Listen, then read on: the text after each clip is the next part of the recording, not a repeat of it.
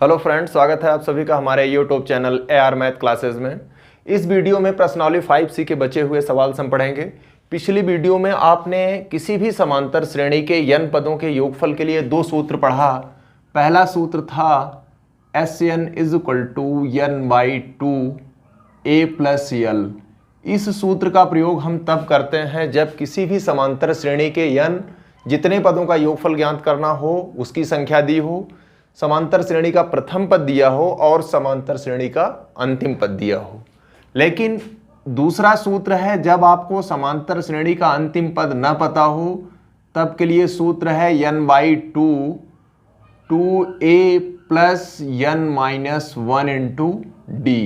यानी अब तक जो पिछले वीडियो में हमने देखा कि समांतर श्रेणी के n पदों का योगफल SN = n/2 a + l और दूसरा सूत्र n/2 2a + n - 1 × d।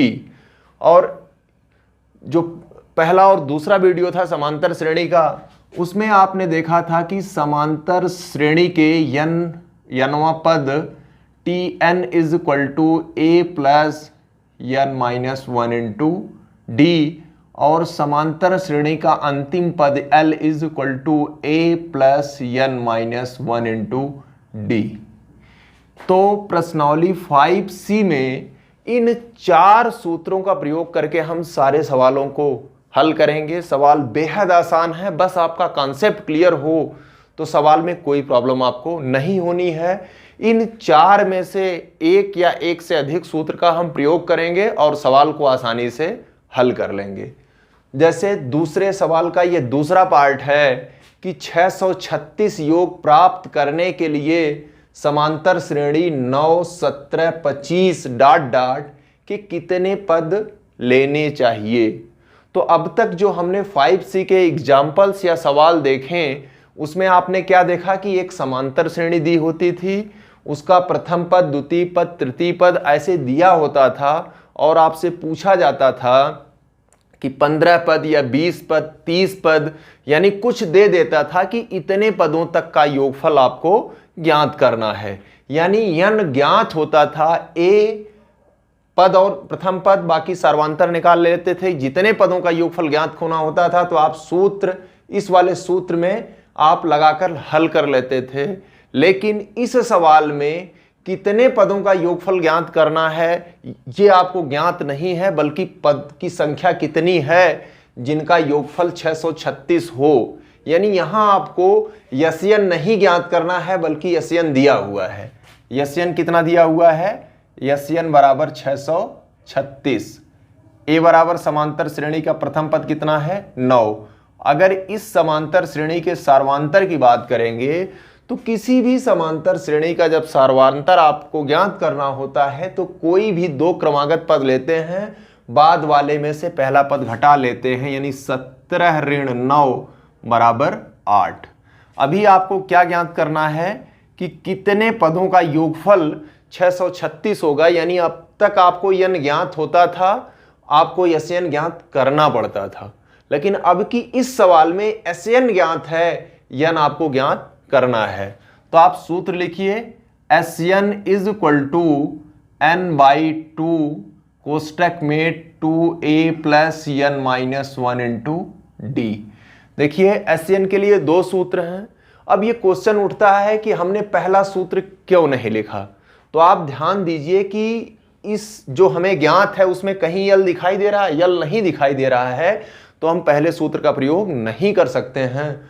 तो अब देखिए SN बराबर कितना है? 636।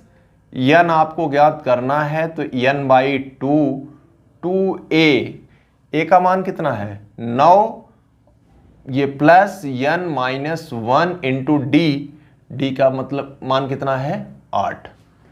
आप लिख सकते हैं 636 = n/2। आप यहां देखिए 2 × 9 और यहां 8। 8 को आप 2 × 4 कर सकते हैं, या फिर इसको हम ऐसे लिख सकते हैं 9 दूनी 18 और ये 8 का गुणा n में करेंगे तो 8n - 8। अब 18 में से अगर 8 घटाएंगे तो आपका आ जाएगा 10, तो n/2 ये हो जाएगा 10 + 8n। अब आप देखिए ये 10 है, यहां से 2 कॉमन लेंगे तो 10/2 5 बचेगा। 8n है, यहां से 2 कॉमन लेंगे तो 4 बचेगा। कॉमन हम किस लिए ले रहे हैं, ताकि यहां जो 2 बटे है वो कैंसिल हो जाए। तो ये हो जाएगा n/2 × 2, ये होगा आपका 5, 10 से 2 कॉमन लिया 5 + 4n। अब आपका हो जाएगा ये 636, यथावत लिखते रहिए आप।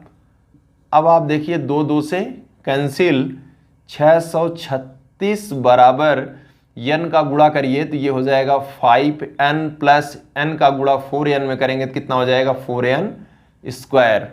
या इसको आप लिख सकते हैं 4n² + 5n ऋण 636 बराबर 0।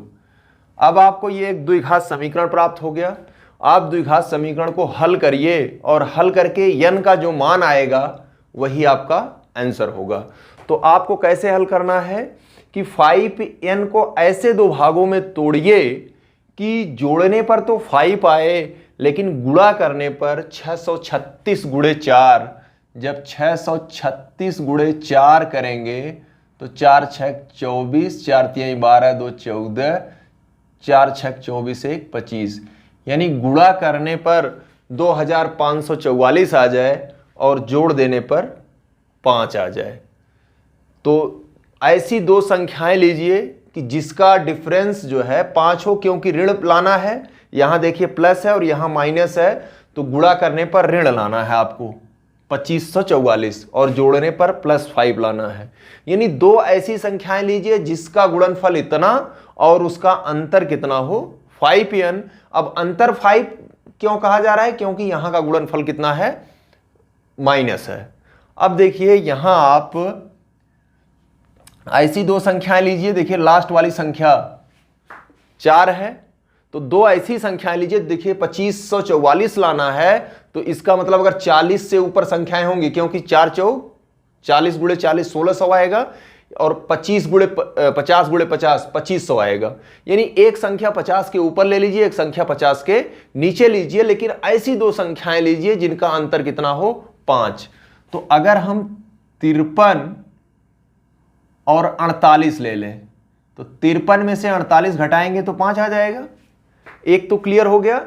और अब 53 गुणे हम 48 कर लें, देखते हैं कितना आता है। अगर इनका गुणा कर लें तो 8 × 3 = 24, 8 × 5 = 40, 2 = 42, 4 × 3 = 12, 4 × 5 = 20, 1 = 21। ये हो गया 4 4 4 1 5 2 2544। यानी एक संख्या आप 53 लीजिए, एक संख्या 48 लीजिए, तो ये आ गया आपका 4n² + 53n - 48n - 36 = 0। ये आपका हो गया।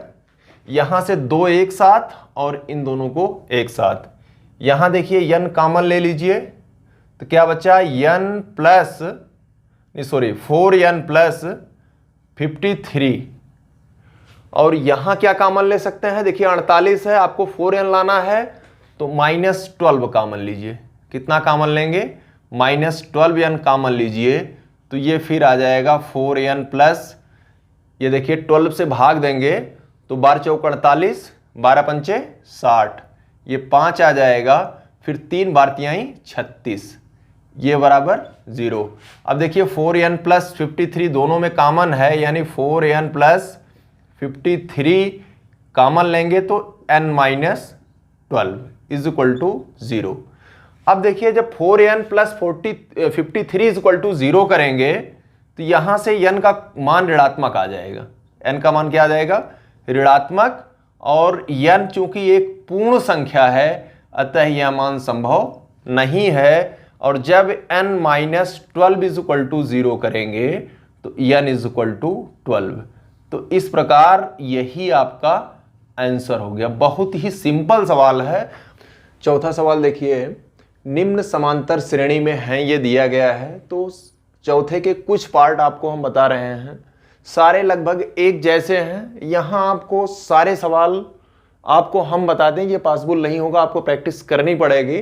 लेकिन हाँ, तरीका क्या होगा इसको हम आपको बता देंगे, और अगर आप ध्यान से देखते हैं तो बाकी जितने पार्ट होंगे वो आपको आसानी से हल हो जाएंगे। अगर नहीं हल कर पा रहे हैं तो आप कमेंट बॉक्स में कमेंट करिए, हम वो सवाल आपको अलग से हल करके बता देंगे। यहाँ बस एक चीज आपको ध्यान देने वाली बात है कि ये जहां जैसे A13 है तो इसका मतलब ये 13वां पद है, A3 है इसका मतलब तीसरा पद है, AN है इसका मतलब यनवां पद है। यानी जब A के साथ दिया हो, अगर A के बाद कुछ नहीं लिखा है अर्थात वो A1 अर्थात प्रथम पद है। लेकिन जब यस के साथ लिखा हो तो आपने ये सूत्र पढ़ा है n/2 A प्लस यल, और दूसरा पढ़ा है आपने n/2 2A plus n-1 into D. यानी जब Sn के साथ हो इसका मतलब कि वो n पदों का योगफल दिया है। जैसे यस 10 है इसका मतलब समांतर श्रेणी के 10 पदों का योगफल। जैसे यहां देखिए यस 10 है इसका मतलब ये 10 पदों का योगफल है। यहां S13 ज्ञात करना है, इसका मतलब आपको 13 पदों का योगफल ज्ञात करना है। आपको कहीं जैसे A3 दिया है, यस 10 दिया है, सवाल में अब तक आपने जो पढ़ा प्रथम पद, द्वितीय पद, तृतीय पद दिया रहता था। आपसे पूछता था कि 10वां पद ज्ञात करो, 15वां पद ज्ञात करो, तो आसानी से सूत्र में रख करके आप हल कर लेते थे। लेकिन आपने पिछला सवाल देखा, उसमें आपको कुछ पदों का योगफल दिया हुआ था और आपको ज्ञात करना था कि कितने पदों का योगफल है। यानी आपको सूत्र में रख करके Sn आपको दिया रहेगा, हल करके यनवां पद, सार्वांतर या प्रथम पद, इनमें से कोई एक ज्ञात करना पड़ेगा। जैसे पहला एग्जांपल हम देखते हैं, ये पहला कि A = 7 दिया हुआ है, A13 यानी 13वां पद, आपको D और S13 ज्ञात करना है। तो मान लेते हैं कि इस समांतर श्रेणी का जो ये दिया हुआ है इसका सार्वांतर कितना है, D। तो A13 यानी आपके पास सूत्र है A plus n-1 into D. किसी भी समांतर श्रेणी का यनवां पद बराबर A plus n-1 into D. यहां ये 13वां पद दिया है, यानी n बराबर 13, और 13वां पद कितना है 35 बराबर A का मान कितना है 7, n का मान कितना है 13 ऋण 1, और ये क्या है D। देख कितना आसान सवाल है। ये A13 का मतलब 13वां पद। किसी भी समांतर श्रेणी के यनवें पद के लिए सूत्र आपको क्या मालूम है, Tn = A plus n-1 into D. आपको इस समांतर श्रेणी का प्रथम पद 7 मालूम था, 13वां पद 35 दिया हुआ है, और n बराबर 13। अब यहां से आप देखिए ये 35 बराबर 7, और यहां 13 में से 1 घटाएंगे 12D। 7 को पक्षांतर करिए तो 35 ऋण 7 बराबर 12D, और यहां से 35 में से 7 घटाएंगे तो 28 बराबर 12D, और यहां से D बराबर जब आप निकालेंगे तो 28/12, 4 सते 28, 4 तिहाई 12, D बराबर 7/3। तो आपके पहला उत्तर D बराबर कितना आ गया 7/3। फिर क्या कह रहा है कि यस 13 यानी 13 पदों का योगफल ज्ञात कीजिए। तो आपका सूत्र है Sn = n/2 2A plus n-1 into D. यहां से आप हल करिएगा तो आपको 13 पदों का योगफल ज्ञात करना है यस 13। तो 13/2, 2 गुणे A का मान कितना है 7, धन n का मान 13 ऋण 1, और D का मान आपने निकाल लिया है 7/3। अब आप इसको हल करिएगा, 13/2 यह आ जाएगा 7 दूनी 14, धन 13 में से 1 घटाएंगे तो 12 गुणे 7/3। अब देखिए 3 का नाम 3 चौ 12, ये फिर से आया 13/2, 14 धन 7 चौ 28। जब 14 में 28 आप जोड़ देंगे तो क्या आ जाएगा 13/2 और ये 14 28 42 हो जाएगा, 2 1 9 2 21 आ जाएगा। यानी 13 गुणे 21, 13 गुणे 21। जब 13 में 21 का गुणा करिएगा तो 13 1 9 13 और 13 दूनी 26 1 27। इस प्रकार यस 13 बराबर क्या आ गया 273।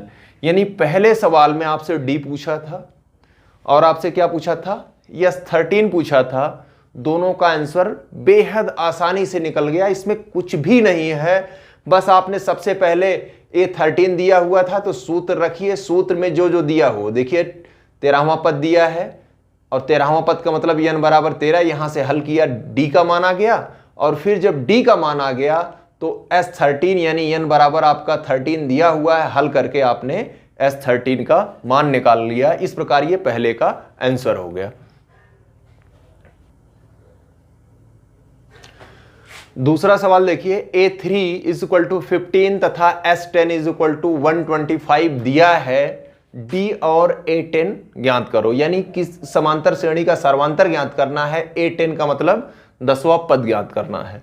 पहले तो सवाल क्या दिया है वो आपको कंफर्म होना चाहिए, ज्ञात क्या करना है वो कंफर्म होना चाहिए। आप देखिए इसका ना तो प्रथम पद मालूम है ना तो सर्वांतर मालूम है, आपको डी तो ज्ञात करना है, साथ साथ 10वां पद ज्ञात करना है, यानी आपको ए और डी दोनों चाहिए। तो मान लेते हैं कि समांतर श्रेणी का प्रथम पद ए और सर्वांतर डी है, तो सूत्र आपका होता है T N is equal to A plus N minus 1 into D. ऐसे सवालों को हल करने के लिए सूत्र आप लिखेंगे, सूत्र से आपको समीकरण मिल जाएंगे, समीकरण हल करेंगे आपको उत्तर मिल जाएगा। तो देखिए A3 यानी तीसरा पद कितना है 15 बराबर A प्लस A3 है तीसरा पद, तो n बराबर कितना लिखेंगे 3 लिखेंगे। ये जो भी रहेगा, अगर जैसे A10 होता तो n बराबर क्या लिखते 10 लिखते, A20 होता तो यहां n बराबर क्या लिखते 20। यानी ये 3 है तीसरा पद, 5 है पांचवा पद, 6 है, A6 है तो इसका मतलब छठा पद, यहां 3 है तो 3 माइनस 1 इंटू डी। तो इस प्रकार ये आ गया 15 is equal to A plus 2d। ये आपका समीकरण नंबर 1। ए और डी में एक समीकरण आ गया। अगर ए और डी में एक समीकरण और आ जाए और आप दोनों को हल करेंगे तो ए और डी का मान मिल जाएगा। यहां देखिए S10 दिया हुआ है, S10 दिया हुआ है तो Sn इज इक्वल टू सूत्र होता है n/2 2a plus n minus 1 into D. S10 का मतलब कि 10 पदों का योगफल, तो n बराबर क्या होगा 10 हो जाएगा। तो S10 यानी 125, ये बराबर n का मतलब 10 और ये होगा 2a plus 10 minus 1 into D. अब आप देखिए यहां हल कीजिए, 2 1 9 2 बचे 10, 5 से इधर लाइए भाग हो जाएगा, 125/5 बराबर 2a प्लस 9d। और 5 से जब आप भाग दीजिएगा तो 5 दूनी 10, 5 बचे 25, ये 25 बराबर 2a प्लस 9d। ये हो गया समीकरण नंबर 2। आपको हमने पहले ही बताया है कि जब a और d में दो समीकरण मिल जाए तो आप आसानी से हल कर लेंगे। यहाँ देखिए 2a है और यहाँ सिर्फ a है। अगर समीकरण एक में 2 से गुणा कर दें तो 2a यहाँ है, 2a यहाँ भी आ जाएगा। यानी आप हल करते समय जैसे आप समीकरण हल करते हैं वैसे हल करिए, तो समीकरण एक में 2 से गुणा करने पर, तो गुणा करके देख लीजिए क्या आ रहा है। जो गुणा करेंगे तो 2 से गुणा करेंगे तो 15 दूनी 30 बराबर ये 2a प्लस 4d। ये समीकरण नंबर 3 और 2 क्या है 25 बराबर 2a प्लस 9d। ये समीकरण नंबर 2 है। आप घटा लीजिए, माइनस माइनस माइनस, ये यहाँ होगा 5 और ये कैंसिल हो जाएगा और ये हो जाएगा -5d। तो यहाँ d इज इक्वल टू क्या आ गया 5 माइनस 5, इज इक्वल टू -1। तो d का मान कितना आ गया? -1। अब d का यह मान समीकरण 1 में रख दीजिए या फिर 2 में रख दीजिए। तो 1 या 2 में किसी में रखेंगे तो आप देखिए 1 में रख दीजिए, तो ये 15 is equal to a plus 2d, d का मतलब -1, या 15 is equal to a minus 2, पक्षांतर कीजिए, 2 इधर लाइए, 15 plus 2 is equal to a, या a इज इक्वल टू 17। तो a का मान आ गया, d का मान -1 आ गया। अभी आपको निकालना है a10। तो सूत्र जानते हैं Tn is equal to a plus n minus 1 into D. तो ये a का मान कितना है? a का मान आया हुआ है 17, और आपको निकालना है a10 यानी 10वां पद, 10 ऋण 1 और d का मान ऋण 1। 17 प्लस ये 9 आएगा, 9 गुणे ऋण 1 करेंगे तो 17 माइनस 9 इज इक्वल टू 8। इस प्रकार ये आपका a10 बराबर 8 आ गया। यही आपका आंसर है। इस टाइप के सवाल बहुत ही सिंपल हैं, इसमें आपको कुछ नहीं करना है। 2 समीकरण बनाना है, दोनों समीकरणों को हल करना है। हल करके a और d का मान आया, और जब a और d का मान आ गया तो आपको जो पूछा है वो आसानी से हल कर लेंगे। तो तीसरा भाग इसका है a is equal to 8, an is equal to 62, sn is equal to 210। ये दिया गया है, आपको n और d का मान ज्ञात करना है। देखिए एक समांतर श्रेणी है जिसका प्रथम पद मालूम है। उस समांतर श्रेणी का nवां पद, अगर किसी भी समांतर श्रेणी में n ही पद हो तो उसका nवां पद ही क्या होता है? अंतिम पद होता है। n पदों का योगफल दिया हुआ है, तो देखते हैं क्या क्या है। n पदों का योगफल दिया हुआ है, प्रथम पद दिया हुआ है, आपको n ज्ञात करना है और d ज्ञात करना है। तो Sn इज इक्वल टू, सूत्र आपका है n/2 a प्लस l। इस सूत्र को हम कब लगाते हैं? जब आपको अंतिम पद मालूम होता है। यहां समांतर श्रेणी दी गई है, इसका nवां पद 62 दिया गया है और n पदों का योगफल, यानी इस समांतर श्रेणी में nवां पद है, तो यही जो an होगा वही क्या होगा? l होगा, यानी an is equal to l। ये तब उस केस में होता है जब किसी भी समांतर श्रेणी में n ही पद हो तो उसका nवां पद ही क्या होगा?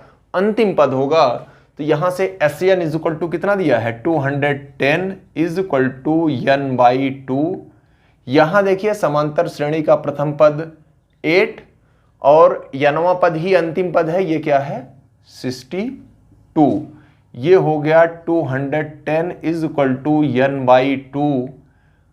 8 और प्लस 62 कितना हो जाएगा? 70। आप सरल कर दीजिए, 35 आएगा। अब n का मान निकालेंगे तो 210/35 इज इक्वल टू n। आप कैंसिल कर दीजिए, 5 से काट दीजिए, 5 सते 35, 5 चौ 20, 5 दूनी 10, 7 एकन्नम 7 42। तो इस प्रकार n बराबर क्या आ गया? 6। यानी ये जो सवाल दिया गया है उसमें n का मान कितना आ गया? 6। अभी फिलहाल आपको d ज्ञात करना है। आप देख रहे हैं कि समांतर श्रेणी का प्रथम पद मालूम है, समांतर श्रेणी का nवां पद मालूम है, और n भी अब मालूम हो गया 6। तो आप सूत्र जानते हैं कि Tn is equal to a plus n minus 1 into D. अब देखिए Tn कितना है? Tn 62, Tn is equal to 62। a कितना दिया हुआ है? 8। n बराबर 6 आप निकाल चुके हैं, 6 माइनस 1 इंटू डी, या 62 माइनस 8 इज 8 पक्षांतर करेंगे तो माइनस होगा, इधर आएगा और ये हो जाएगा 5। जब 62 में से 8 माइनस कर देंगे तो देखिए कितना आएगा? 54। तो 54 इज इक्वल टू 5d, या d इज इक्वल टू 54/5। ये हो जाएगा 10 सही 4/5। यही आपका क्या होगा?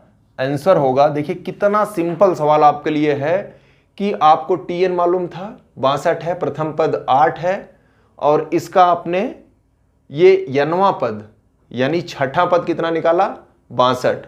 अभी आपको सार्वांतर ज्ञात करना था। सार्वांतर के लिए क्या कर दिया आपने, Tn रख दिया 62 बराबर 8 धन 6 ऋण 1, तो 8 को पक्षांतर किया, यहां आपका 54 आ गया, यही बराबर 5D और आपने हल किया, आसानी से आपको D का मान आ गया। तो चौथे का ये 9वां पार्ट लास्ट वाला पार्ट है। यहां L = 28 दिया हुआ है, S = 144 और कुल 9 पद है। तो यहां चाहता तो कुल 9 पद न लिख करके S9 = 144 दे देता। S9 = 144, इसका मतलब 9 पदों का योगफल। फिलहाल S9 नहीं दे करके S = यानी पदों का योगफल दे दिया, लेकिन कितने पदों का योगफल दिया है ये यहां स्पष्ट नहीं है, तो आगे लिख दिया कुल 9 पद हैं, ए ज्ञात करो। तो यल अंतिम पद है। आप सूत्र जानते हैं कि Sn = सूत्र क्या होता है, n/2 a + l। एक और सूत्र है n/2 2a + n - 1 × d, लेकिन वो जब आपको d मालूम हो तब आप हल करते हैं। तो आपको n = 9 मालूम है और Sn बराबर क्या है 144, ये 9/2, ए आपको ज्ञात नहीं है, यही ज्ञात करना है और d बराबर 28। यहां देखिए 2 आएगा ऊपर चला जाएगा और 9 नीचे, तो 144 गुणे 2/9 बराबर a + 28। सरल कर दीजिए 1 और ये आ जाएगा 16, 16 9 144, तो 16 दूनी 32 बराबर a + 28। 28 पक्षांतर कीजिए, इधर प्लस है, जब इस तरफ आएगा तो माइनस हो जाएगा। 32 - 28 = a, या ये आ जाएगा 4। तो इस प्रकार इस श्रेणी का जो प्रथम पद है या a का मान है वो कितना आ गया 4, यही इसका क्या है आंसर है। आप थोड़ा सा आप स्थिर होकर सवाल लगाइएगा, एक भी सवाल नहीं फंसेगा, सारे सवाल बहुत ही आसान है। 5A का सवाल है 100 और 200 के बीच सभी विषम संख्याओं का योगफल ज्ञात करो। इस प्रकार के बहुत सारे सवाल आपको मिलेंगे। आप बहुत आसान है, पहले आप श्रेणी आपको ज्ञात करनी होगी। जैसे ही आप श्रेणी ज्ञात करेंगे फिर आपके लिए बहुत ही इजी हो जाएगा सवाल हल करना, क्योंकि जब आपको श्रेणी मिल जाएगी तो श्रेणी का योगफल कैसे ज्ञात करने हैं ये आपने 5C के जो शुरू वाले सवाल हैं उसमें आप ज्ञात कर चुके हैं। तो ध्यान रखिएगा कि किसके किसके बीच क्या कह रहा है, यही आपके लिए इंपॉर्टेंट है। ये 100 और 200 के बीच, यानी 100 को छोड़ देना है और 200 के बीच छोड़ देना है। हालांकि ये विषम संख्या की बात कर रहा है, तो 100 और 200 विषम संख्या नहीं, ये तो अपने आप छूट जाएगा। लेकिन अगर 100 और 200 के बीच सम संख्या कहता तब परेशानी आपके लिए होती। देखिए 2 चीज होता है, 100 और 200 के बीच कहा है, यानी 100 को भी छोड़ देना है, 200 को भी छोड़ देना है। अगर 100 से लेकर 200 तक कहता तब आपको 100 भी ले लेना होता और 200 भी ले लेना होता। फिलहाल विषम संख्या है तो न तो 100 विषम संख्या है न तो 200 विषम संख्या है, तो इसका कोई मैटर है नहीं। लेकिन अगर यही कहता कि 100 से 200 के बीच सभी नहीं, 100 से 200 तक सभी सम संख्याओं को ज्ञात करो, तो आपके लिए परेशानी होती। फिलहाल यहां विषम कहा है, तो कहां से कहां तक कहा है 100 से 200 के बीच। तो 100 के बाद वाली जो विषम संख्या है वो कितनी है 101 है। इसके बाद संख्या कितनी है 103 है। फिर इसके बाद वाली विषम संख्या 105 है। तो हम पूरा तो लिख नहीं सकते, लास्ट में 200 है, तो इसके पहले वाली विषम संख्या 199, इसके पहले वाली विषम संख्या 197। यानी आपको क्या कहा है कि 100 से 200 के बीच सभी विषम संख्याओं का योगफल ज्ञात कीजिए, यानी 101 से लेकर के 199 तक का योगफल आपको ज्ञात करना है। तो पहली संख्या a बराबर 101। अगर हम d की बात करें तो 103 ऋण 101 करेंगे तो कितना आ जाएगा 2। आपको अंतिम संख्या मालूम है L = 199। इनका योगफल ज्ञात करना है। तो अगर a और l मालूम हो तो आपका Sn = क्या होता है n/2 a प्लस यल। आपको a मालूम है, यल मालूम है, लेकिन n नहीं ज्ञात है, यानी अभी n आपको ज्ञात करना है। तो आप एक सूत्र पढ़ चुके हैं, जब आपको a, d और यल मालूम है तो सूत्र होता है L is equal to a plus n minus 1 into D. तो यल अंतिम पद 199, a प्रथम पद 101, n माइनस 1 इंटू डी आप निकाल चुके हैं, कितना है 2। 101 पक्षांतर करेंगे, दाहिनी तरफ से बाईं तरफ आएगा, उधर धन है दाहिनी तरफ तो बाईं तरफ आएगा तो ऋण हो जाएगा, और ये हो जाएगा n माइनस 1 इंटू 2, ये हो जाएगा 98 is equal to n minus 1 into 2। 2 इधर लाएंगे, गुणा है भाग होगा, 98/2 is equal to n minus 1, cancel हो जाएगा 49 plus 1 is equal to n, या n इज इक्वल टू 50। आपको n आसानी से आपने ज्ञात कर लिया। अब देखिए n आपको मालूम हो गया, a आपको मालूम है, यल आपको मालूम है, तो यहां Sn is equal to 50/2, a का मान 101 और यल का मान 199, ये हो जाएगा 25। आप सरल कीजिएगा, 2 दूना 4, 2 पच्चे 10, गुड़े 199 में 101 जोड़ेंगे तो कितना आ जाएगा 300। 25 या 75, 7520, ये आपका क्या है आंसर है। देखिए कितना आसान सवाल आपके लिए है कि कह रहा है कि 100 से 200 के बीच सभी विषम संख्याओं का योगफल ज्ञात कीजिए। तो पहले 100 से 20 तक की सभी 200 तक के सभी विषम संख्याओं को लिख लीजिए। हालांकि सारे विषम संख्याओं को लिखना संभव नहीं है, तो शुरू के कुछ विषम संख्याएं लिखिए, लास्ट की कुछ विषम संख्याएं लिखिए, जहां से आप प्रथम पद, सार्वंतर और अंतिम पद निकाल लीजिए। जब आपको प्रथम पद, सार्वंतर और अंतिम पद मालूम हो गया हो तो L is equal to a plus n minus 1 into D का सूत्र लगा करके ये ज्ञात कर लीजिए कि उस समांतर श्रेणी में कितने पद हैं। अब आपको a मालूम हो गया, यल मालूम हो गया, n मालूम हो गया, तो उस समांतर श्रेणी का योगफल का सूत्र Sn is equal to n/2 a plus L, हल करिए, आपका आंसर आ गया। तो देखिए बी वाले में एकदम सिंपल दिया है कि 100 से 200 के मध्य सभी यहां विषम है। जब बी वाला होगा तो विषम की जगह क्या हो जाएगा, सम हो जाएगा।